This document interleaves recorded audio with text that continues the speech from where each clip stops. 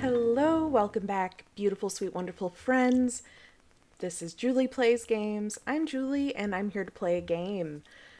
So welcome back to Fabled Lands.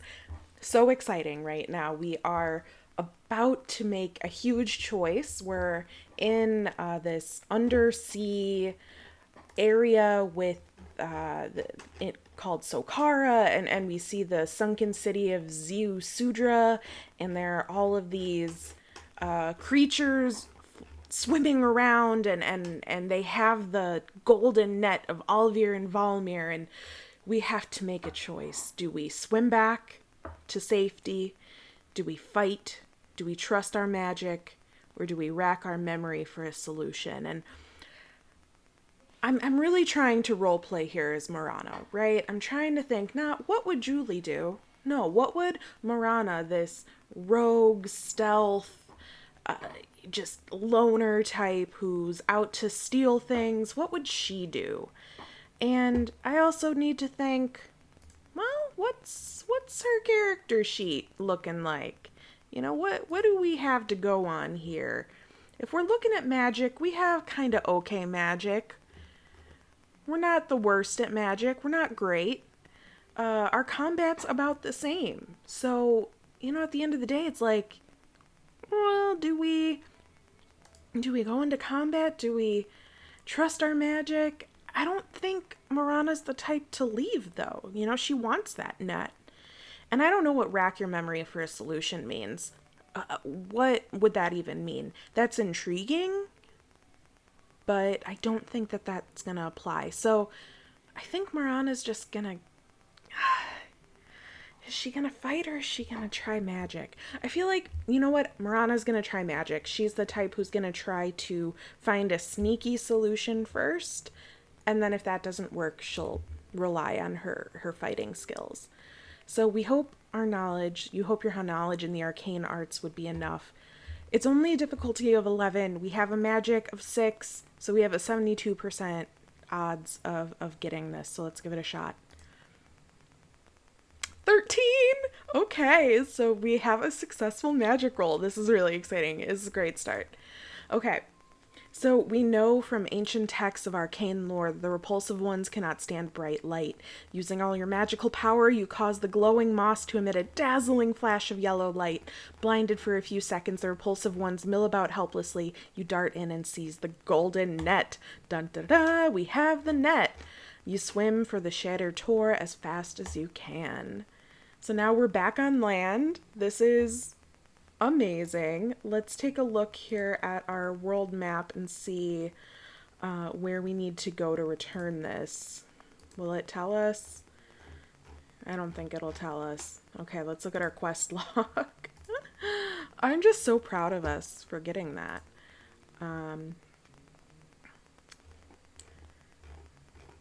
So we need to bring it back somewhere. Oh, you know what? I think it was it was maybe in Yellowport or in Marlock City. Yes, the temple here of Alvir and Valmir. We're going to talk to the high priest. Gave him the net, and what do we get in return? We got a magic trident. Very cool. Got a couple achievements there.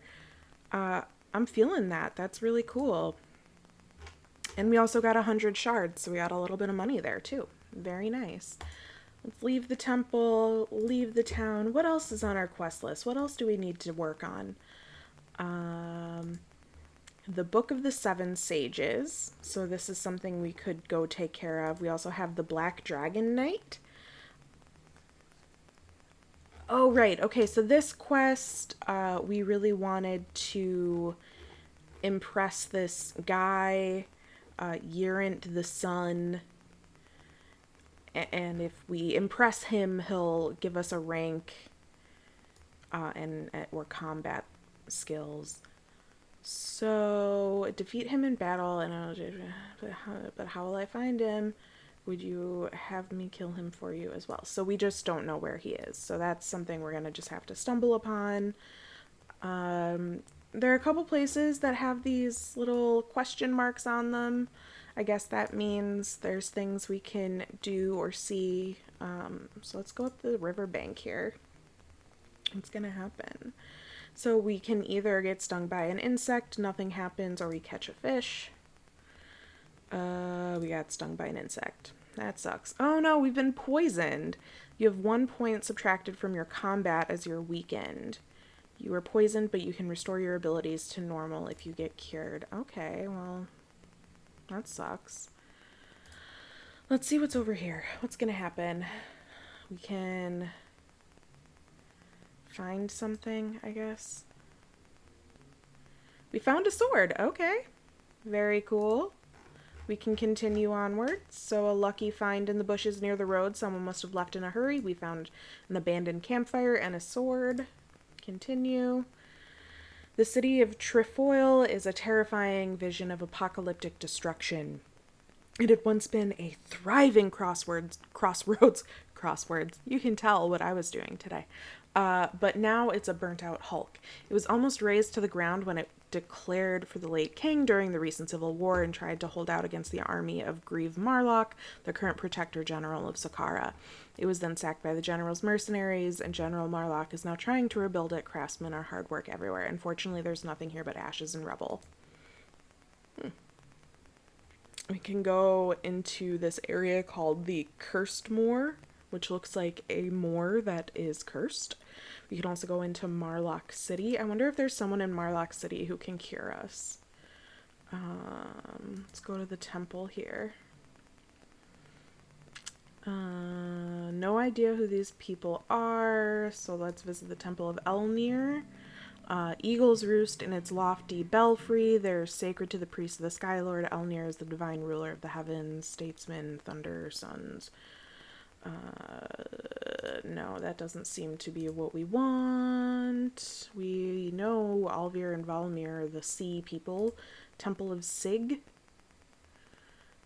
The Cunning, the patron of vagabonds, troubadours, lovers, thieves, and rogues, is a ramshackle warehouse in the poor quarter.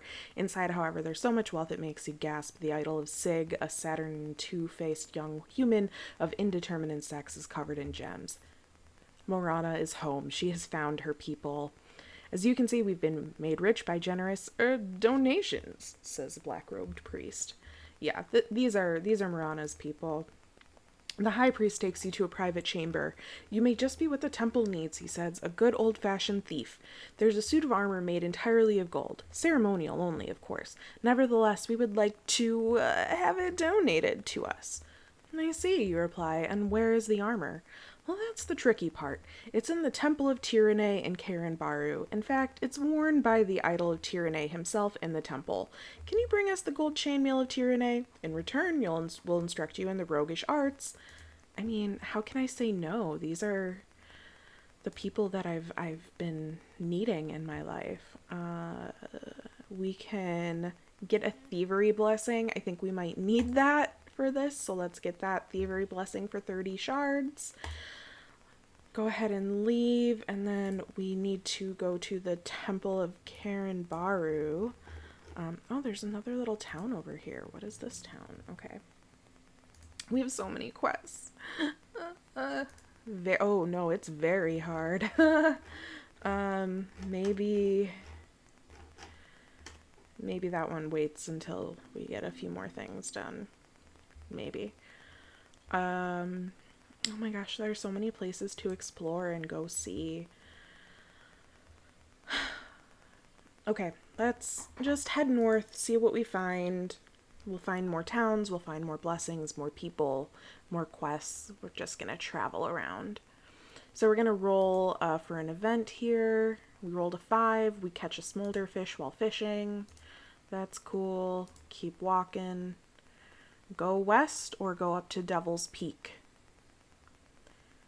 Neither of those sound appealing to me. Well, I guess let's go west. See what happens when we go west. You cross the river to the west bank.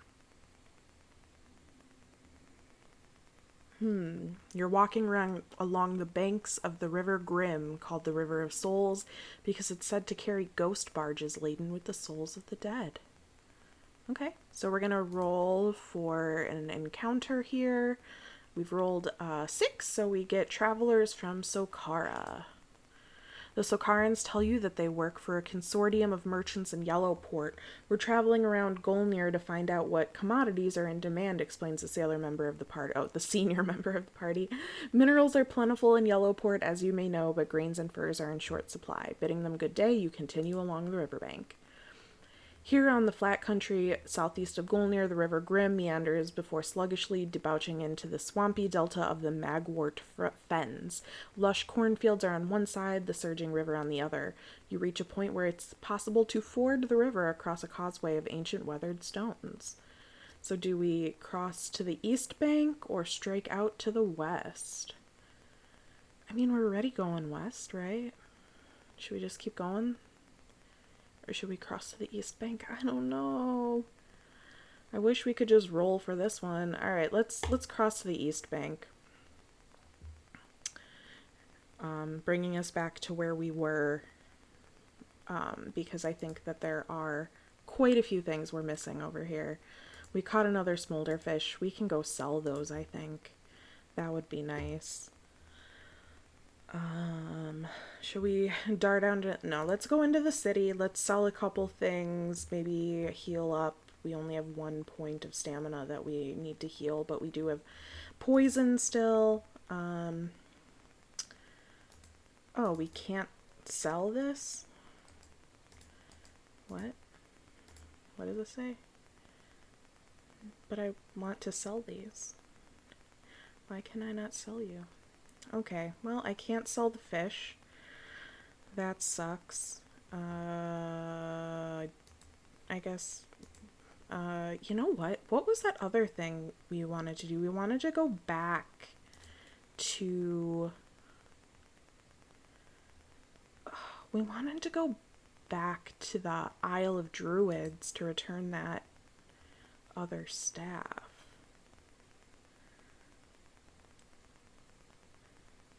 Okay, we're about to head to a shanty town and something is gonna happen. Nothing happened. Oh, okay. What did we... Go down to the beach. Oh no, I just went back to where the mermaids were. Okay, well, I guess something's gonna happen. We failed that. So our mind falls into a waking dream and you walk lazily into the waters. The merfolk, laughing and singing, take you down to their undersea home of living coral, where they stop you from drowning with their fairy magic. They keep you for several weeks until you're no longer an amusement to them. You wake up. That's interesting. You wake up as if from a long sleep with only a shadowy memory of your ordeal to find yourself washed up in the harbor of Yellowport. You have lost the weapon and armor you were carrying, but you still have your money. Oh, I'm naked and vulnerable in the wilderness.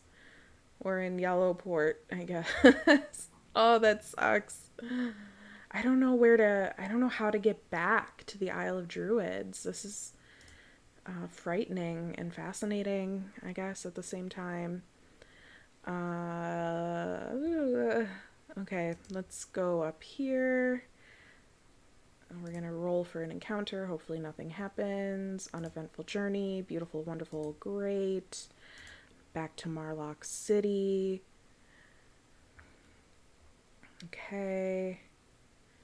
So from the harbor, we can get passage to Yellowport, which we're already in. We can get passage to Wishport. I would very much like passage back to the Isle of Druids, if that's an option, but it doesn't look like it is.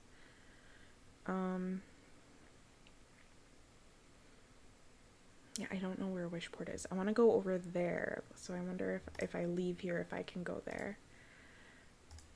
I cannot. That does not appear to be an option. Okay. I'm sufficiently flummoxed. How do I get back there? I don't know. We're going to heal up for 1 shard. We're going to listen for some rumors Tells you about the time he was captured by the man beasts of Nerich, so nothing happens. There we go. Okay. The bard tells you his lifelong quest to find the greatest story ever told. It's said that the god Sig, in his aspect of the divine bard, passed his knowledge to a mystic called Damer the Hermit. He lives alone in a lost cave, awaiting the day when he can pass on the story to one who finds him. I'm too old now to pursue the quest, so I pass it on to you. I believe he can be found in the foothills on the spine of Harkin, the mountains in the north. All right, well, that's, I guess, one more thing we can do. If we look at our map here, we have a couple areas we haven't explored, a couple areas we have. We could go up to this Cursed Moor. I guess we're going there. We're trekking across the aptly named Cursed Moor. A great rolling expanse of blasted heath stretches before you. Gray clouds hang over a mournful, dirty, water-colored plain studded with rocky outcrops and low hills. A raven flutters to the ground nearby, eyeing you curiously. His brothers call loudly into the echoing sky. Dusk falls, and in the dim twilight, a herd of horses come streaking out of the night straight at you. As they near, it seems to you that their hooves are not touching the ground, and from their manes trail wispy clouds of sparks like tiny stars. Ghost horses? Can I mount the ghost horse? I think Morana would try to mount the ghost horse, right? You stand your ground. The ghostly horses stream past you on either side, neighing wildly at the sky. Nimbly you leap at one and manage to wrap your arms around its neck and swing onto its back. The horse feels quite solid, but appears to be a luminous pale green color. You look up through a cloud of sparks emanating from the horse's mane just in time to see a rocky wall of a low hill looming up out of the evening mist. Your horse is galloping full tilt right into it. Do I stay on? Do I jump off? We're gonna hold on. The horse and you hit the wall.